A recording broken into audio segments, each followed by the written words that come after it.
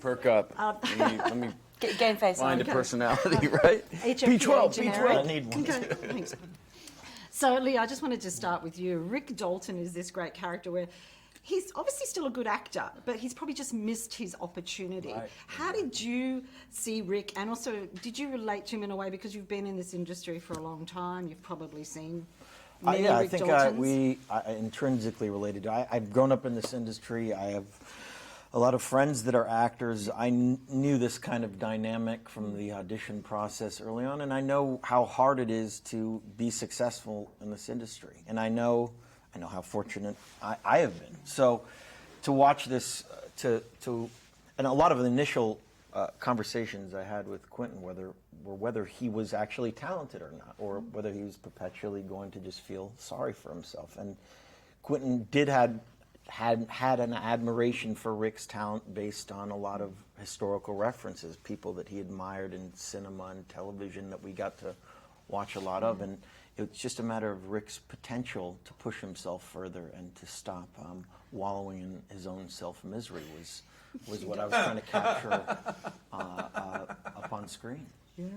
And Brad, I mean, you represent, I guess, a lot of people in this industry that are sort of on the fringes, but they get to live that life a little bit. I mean, there's that scene where you're sort of driving off into the hills and you live far away from all of this. So Yes. how did you relate to Cliff? Many would call that a dirge. Having to drive to the valley. No, I mean, be able to do what we do. There's 100, 200, 300 people behind us, all supporting this system, and are hustling from job to job, and it's perpetual, it's continual, and it's a job.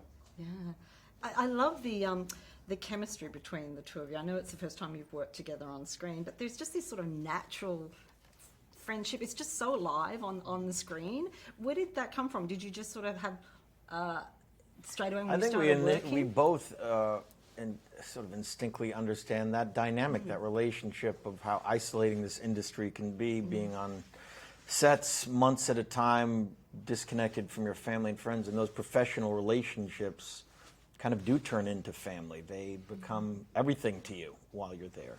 And that was what was amazing about doing this movie. We got this rich backstory of our history before we even wound up on set. And the second we sort of showed up together, we just knew this dynamic. There was nothing to kind of rehearse in a weird way. Yeah. And I like the guy. He's He's pretty likable. He's all right. You can see that. You can see that there's a really nice way. But I love the way he's kind of got this Zen thing, Cliff, where he just accepts everything and just follows, almost like no fear. Yeah, I mean, it was beautifully constructed that way. In fact, we talked. I think about we all admire Cliff for that. Yeah, right? He's the character we like. And we've all talked about, we've talked about it. All characters, kind of make up a singular individual. The things, the discussions that go on our mind, the debates, throughout the day. That we are all these people at one time or another. Some of us more Cliff, some of us more Rick, some of us, more Sharon.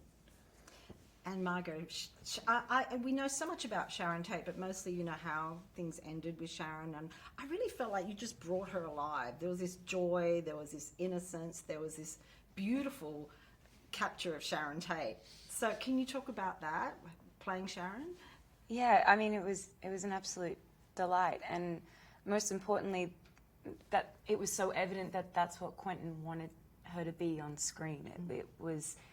It was there on the page, and such a joy for me to get to execute in that way, because by all accounts she was this shining light, this amazing, vivacious, gorgeous on the inside and out woman who had this amazing life. And yes, it was cut short, but it's I think part of the tragedy is that we remember that part of it and forget to kind of appreciate the woman she was.